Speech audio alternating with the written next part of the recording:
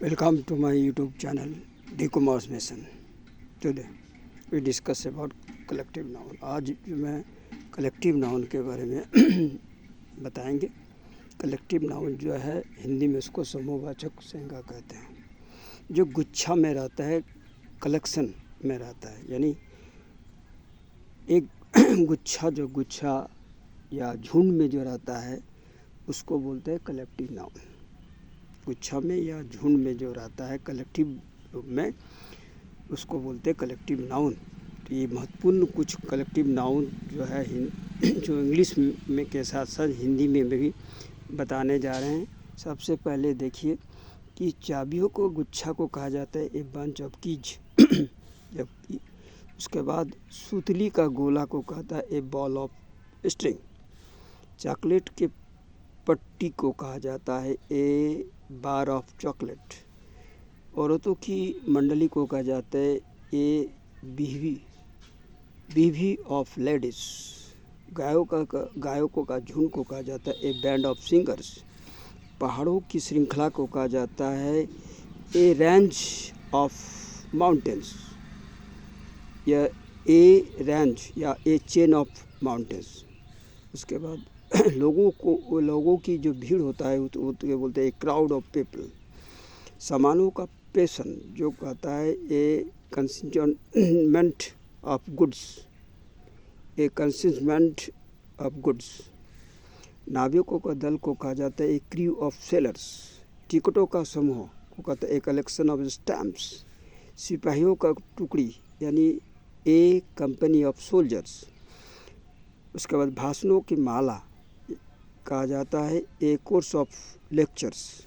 भाषणों का माला यानी ए कोर्स ऑफ लेक्चर्स।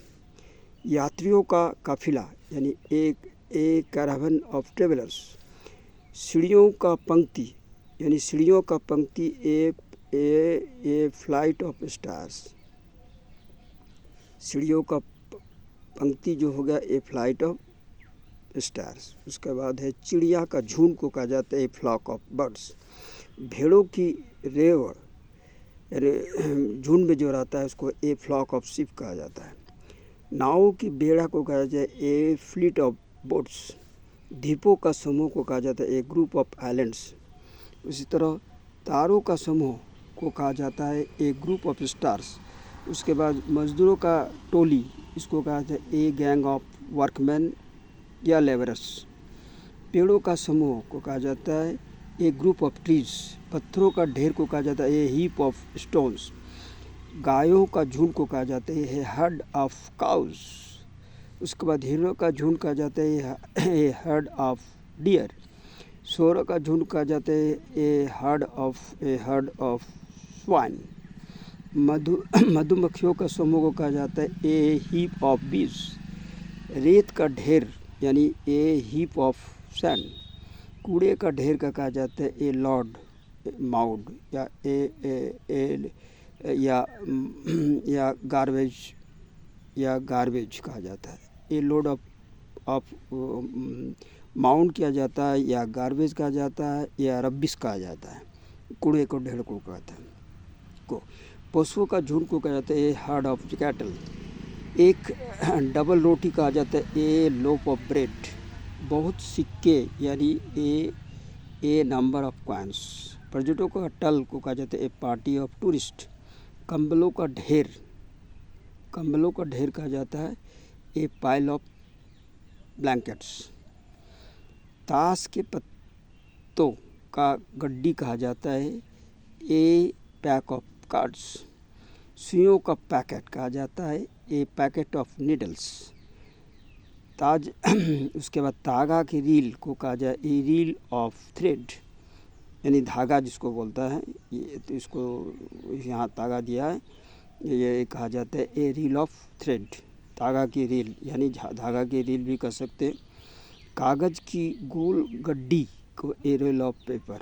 इस तरह ये सारे के सारे जो है कलेक्टिव नाउन है। इसे सभी स्टूडेंट जो रीडर है, जो जानकार रखता है, उसको अवश्य कलेक्टिव नाउन के बारे में जानकारी होना चाहिए। और ये जो कलेक्टिव नाउन जो झुंड में और गुच्छा में रहता है, जिसको इंग्लिश में इस भाषा से जाना जाता है।